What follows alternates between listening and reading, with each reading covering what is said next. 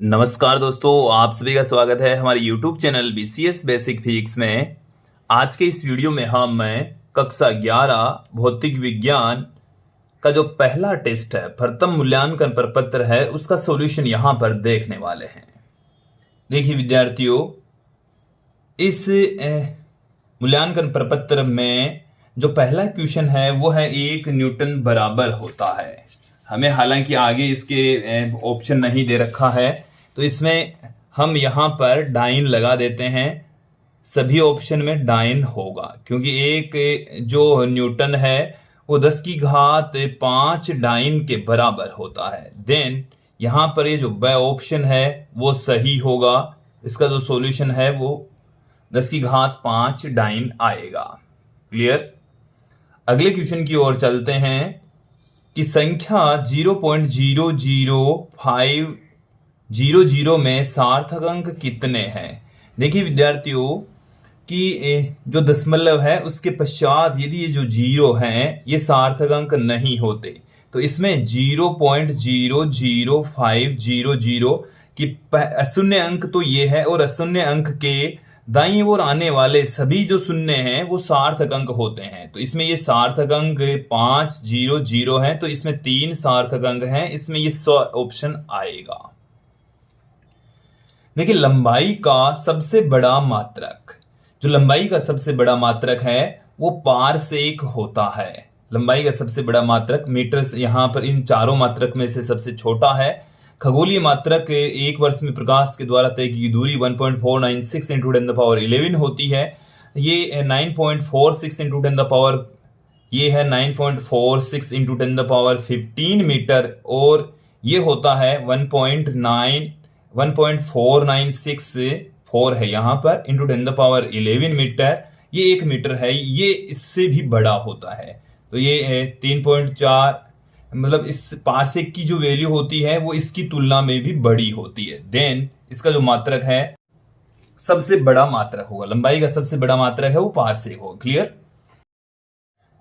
चौथा क्वेश्चन देखिए, L/R की विमा बराबर है। पहले हम बता देते हैं L क्या है। L प्रेरकत्व कहलाता है। ये वैसे कक्षा 12 का टॉपिक जब आप पढ़ेंगे तब समझ में आएगा। और R यहां पर प्रतिरोध होता है जिसका मात्रक ओम होता है। क्लियर। ये जो अक्स L है जो कि ओमेगा इंटू L के बराबर होता है, इसको हम प्रेरणिक प्रतिघात कहते हैं। इसे क्या कहा जाता है? प्रेरणिक प्रतिघात कहा जाता है। क्लियर। अब देखिए यहां से L बराबर हम अक्स L अपोन में ओमेगा पुट कर सकते हैं। ये जो अक्स L है वो प्रतिरोध के समतुल्य होता है, तो हमें यहां पर L अपोन में R की विमा ज्ञात करनी है। तो देखिए L अपोन में R की विमा क्या होगी? L अपोन में R की विमा वही होगी, L का जो मान है वो है अक्स L अपोन में ओमेगा अपोन में R। देखो इस की विमा तथा R की विमा सेम होती है, तो 1/ओमेगा की विमा के समान होगी। क्लियर। यहां से आप देखेंगे कि जो ओमेगा है वो होता है 2π/T, और ये 2π एक विमाहीन राशि होती है। ये T यहां पर समय है, तो ये जो इसकी विमा है वो समय की विमा के बराबर होती है। किसकी विमा के बराबर होगी? समय की विमा के तुल्य होगी। देन इसका जो सॉल्यूशन है वो आएगा समय, इसकी जो विमा है वो समय के इक्वल होती है। अगले क्वेश्चन की ओर देखते हैं, बढ़ते हैं। देखिए 5वां क्वेश्चन आप लोग देखिए। यहां पर आप देखेंगे कि 5वें क्वेश्चन के अंदर हमें पूछा है कि प्रकृति का सबसे प्रबल बल कौन सा है। गुरुत्वाकर्षण बल सबसे दुर्बल बल होता है, जबकि नाभिकीय बल प्रकृति में पाए जाने वाले सभी बलों में से सबसे प्रबल बल होता है। तो इसका ऑप्शन आएगा स, इसका ऑप्शन आएगा स, इसका ऑप्शन आएगा ब।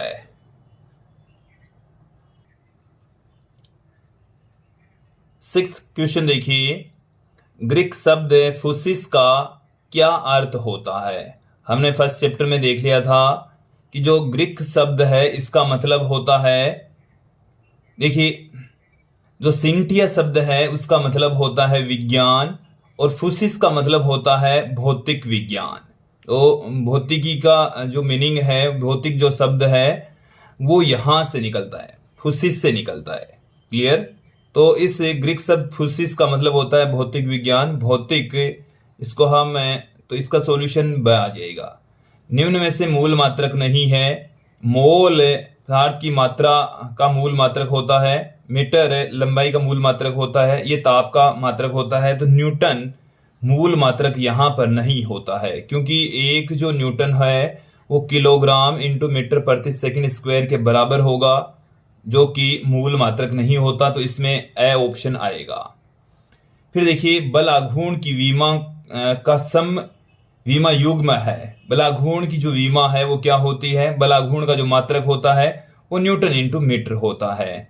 तो टॉर्क की जो विमा है वो क्या होगी? देखिए, m1 L2 T-2 इसकी विमा होती है, जो कि कार्य की विमा या ऊर्जा की विमा के समान ही होती है। तो बल आघूर्ण की विमा, कार्य की विमा और ऊर्जा की विमा समान होती है। तत्पश्चात इसका जो सॉल्यूशन है वो स आएगा। क्लियर? अब देखिए, 9वें क्वेश्चन के अंदर हमें घनत्व बराबर होता है द्रव्यमान बट्टे में आयतन। तो ये तो है विद्यार्थियों द्रव्यमान, और ये है हमारे पास में आयतन। यहाँ पर आप देखेंगे जो द्रव्यमान है उसका मान 4.237 और जो आयतन है वो 2.51 दे रखा है। और ये जो मूल दो राशियां हैं, इनमें इस राशि में दशमलव के बाद में 2 स्थान है, इस राशि के अंदर दशमलव के बाद में 3 स्थान है। और जब दो राशियों का भाग होता है तो उसमें सार्थक अंक क्या होंगे? तो देखिए, इसमें जब हम भाग लगाएंगे तो हमारे पास में 1.69 फिर कुछ वैल्यू आएगी। तो हमें यहाँ पर सार्थक अंक उतने ही रखने हैं जितने मूल जो अंक हैं उनमें न्यूनतम सार्थक अंक होते हैं। तो देखिए, दशमलव के बाद में इसमें 2 स्थान है और इसमें 3 सार्थक अंक है। तो इसका जो सॉल्यूशन आएगा उसका 3 सार्थक अंक होंगे, दशमलव के बाद में 2 ही स्थान आएंगे। क्लियर? तो ये इसमें दशमलव के बाद में न्यूनतम 2 अंक हैं, तो यहां पर भी 2 अंक ही रखने हैं। आप लोगों को ये ध्यान में रखना है कि यहां पर दशमलव के बाद में 2 अंक, तो इधर भी दशमलव के बाद में 2 अंक ही लेकर चलना। इसमें 3 है, ये नहीं आएगा, इसमें 3 है, ये नहीं आएगा। अब जब इसमें भाग लगाएंगे तो भी ये नहीं आएगा, भाग लगाने पर ये आएगा, इसलिए ये ऑप्शन सही होगा। तो इसका आंसर है ब। अगले क्वेश्चन की ओर बढ़ते हैं। काफी महत्वपूर्ण क्वेश्चन है कि प्रतिरोध R बराबर होता है V बट्टे में I। V बराबर है 100 प्लस में 5 वोल्ट और I बराबर 10.02 एम्पियर। तो R में प्रतिशत त्रुटि ज्ञात कीजिए। देखिए, R बराबर होता है V बट्टे में I। तो R में प्रतिशत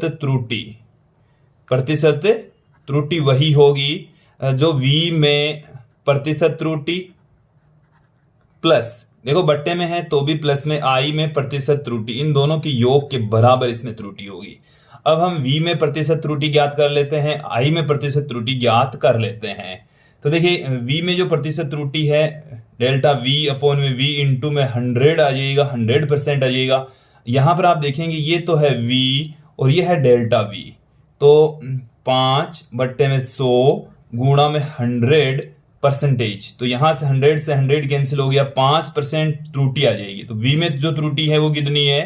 5% आ चुकी है। फिर इसके पश्चात देखिए I में त्रुटि, तो डेल्टा I अपॉन में I इंटू में 100% से लिखी जाएगी। देन यहां पर देखिए डेल्टा I का मान तो है 0.2 और I का मान है 10। तो मैं यहां पर 0.2 बट्टे में 10 गुणा में 100% पुट कर देता हूं। पॉइंट हटाएंगे तो एक 0 लगा देंगे, 0 से 2 0 कैंसिल होगा, 2% इसकी त्रुटि आ गई। अब देखिए, R में जो प्रतिशत त्रुटि है वो किसके बराबर है? V में प्रतिशत त्रुटि प्लस I में प्रतिशत त्रुटि। तो V में जो प्रतिशत त्रुटि है वो है 5%, I में जो प्रतिशत त्रुटि है वो है 2%। फाइनली जो इसका आंसर आ जाएगा वो आ जाएगा 7% R में त्रुटि होगी। इसका सॉल्यूशन देखिए, R में जो प्रतिशत त्रुटि है वो 7% होगी। क्लियर? अगले क्वेश्चन की ओर बढ़ते हैं। V बराबर A प्लस BT है, तो A व B की विमा होगी। तो देखिए, इस पूरी इक्वेशन में इस पद की विमा, इस पद की विमा और B इंटू T की विमा सेम होगी। तो A की विमा वही होगी जो इस वेग की विमा होगी। तो वेग की जो विमा है वो m0 L1 T-1 होती है। तो देखिए, यहां पर ऑप्शन ढूंढिए, यहां पर ये वाला ऑप्शन होगा। कौन सा ऑप्शन होगा? एक बार फिर से देखिए, हमें एक की विमा पूछी है तो ये वाला ऑप्शन होगा। ये विमा सही है। फिर हम बी की विमा की बात करें तो बी इंटू टी की विमा, ये तो ए की विमा हो गई है, ये वाली तो बी इंटू टी की विमा वही होगी जो वे की विमा होगी, मतलब M0L1T-1। तो अब यहाँ पर बी की विमा क्या होगी, टी की विमा का भाग लग जाएगा तो टी की घात -2 आ जाएगी। देन इसका जो सॉल्यूशन है वो ये वाला ऑप्शन आएगा। देखो एक बार इसको करके देख लीजिए, टी यहाँ पर बट्टे में चला गया, टी यहाँ पर बट्टे में चला गया तो इसकी विमा हो गई T1, ये बट्टे से ऊपर जाएगी तो टी की घात -2, तो M0L1T-2 ये वाला ऑप्शन ही आएगा। क्लियर। अगले क्वेश्चन की ओर देखिए, हमें इस क्वेश्चन के अंदर बता रखा है कि किसी गोले की त्रिज्या मापन में 2% है, गोले की त्रिज्या के मापन में परसेंट की जो त्रुटि है वो 2%, तो गोले के आयतन में त्रुटि कितनी होगी। देखिए गोले का जो आयतन होता है उसका फॉर्मूला होता है गोले का आयतन का बराबर V बराबर 4/3 πr³। यहां से आप देखिए V में प्रतिशत त्रुटि वही होगी। देखो अब V ये तो कांस्टेंट राशियां हैं, R की घात 3 तो घात पहले रख देंगे, और R में प्रतिशत त्रुटि, R में प्रतिशत त्रुटि तो 3, R में प्रतिशत त्रुटि 2 दे रखी है, तो फाइनली 6% इसमें त्रुटि होगी। कितने परसेंट त्रुटि होगी, 6% इसमें त्रुटि होगी। अब देखिए 13वां क्वेश्चन है, प्लांक नीतांक विमा समान है।